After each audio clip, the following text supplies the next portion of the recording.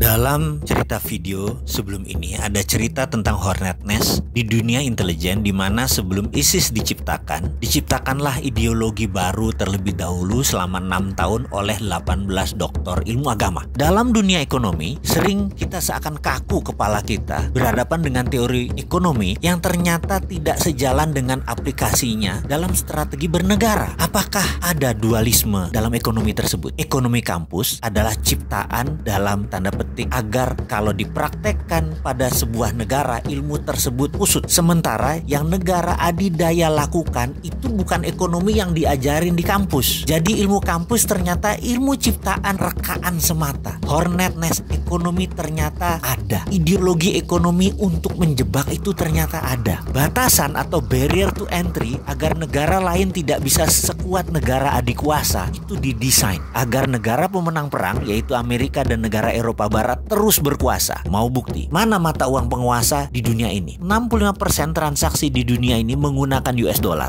20% menggunakan euro, yen 4,7%, yuan Cina hanya 1,9% nilai transaksinya. Walaupun Cina menguasai mayoritas perdagangan sampai 50 atau 60% perdagangan dunia, dolar tetap underlying transaksi mereka. Memang mau Indonesia misalnya CPO-nya dibeli oleh Cina, Cina bayar pakai yuan. Terus yuannya tadi buat apa? Kita mau beli mesin misalnya untuk pabrik, mesinnya dari Jepang. Apa Jepang mau terima yuan? Nggak mau lah. Jepang mintanya dolar buat devisa mereka. Kok bisa begitu sih? Ini kesepakatan atas dasar suka sama suka atau atas dasar saya penguasa dunia, Anda harus manut dengan saya? Baik, kita akan bicara tentang currency warfare di sesi lain. Sekarang kita kembali ke topik. Misalnya lagi, dunia perbankan yang saat ini dianggap kunci sukses ekonomi, sehingga bank dicitrakan adalah penting untuk membangun ekonomi itu hanya bank. Padahal banking atau perbankan benar, tapi bank tidak. Bukan jadi kunci. Banking yang jadi kunci, bukan bank. Tetapi karena sudah ada doktrin di banyak otak para pejabat dan akademisi bahwa banklah yang terpenting. Jadi bank harus dilindungi. Padahal bank itu didesain untuk orang kaya saja. Ini by design agar memang kekayaan menumpuk di komunitas 3%. Bank bukan buat semua orang. Dan itu sudah masuk di kepala kaum bankers di bawah sadarnya. Padahal bankers itu pelayan kaum kapitalis, bukan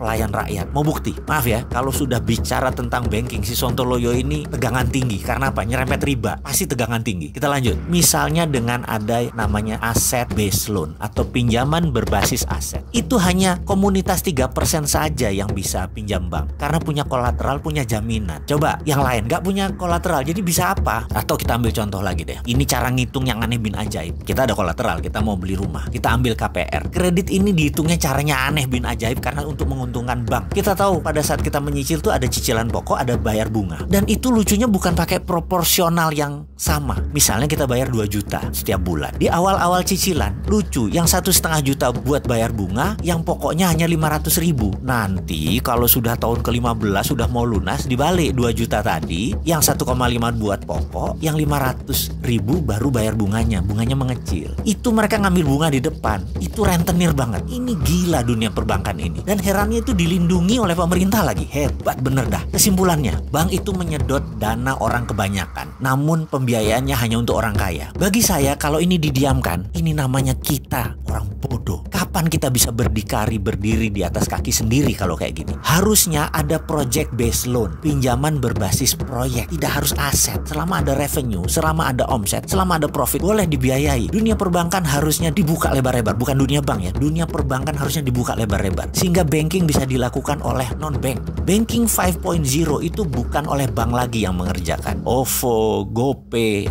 Alipay sejenisnya lah. Itu adalah banking system pembayaran. Dan itu di tahun depan sebentar lagi tidak terbendung kehadirannya. Ini semua akan terjadi di Indonesia. Jadi wahai bankers, mulailah berpikir, ubah banking system Anda. Banking akan bertahan sepanjang zaman, namun bukan bank. Bank itu sunset. Goodbye bank. Wahai pejabat negara, mulailah membuka diri atas banking 5.0. Banking from non-banking system. Sehingga riba bisa hilang.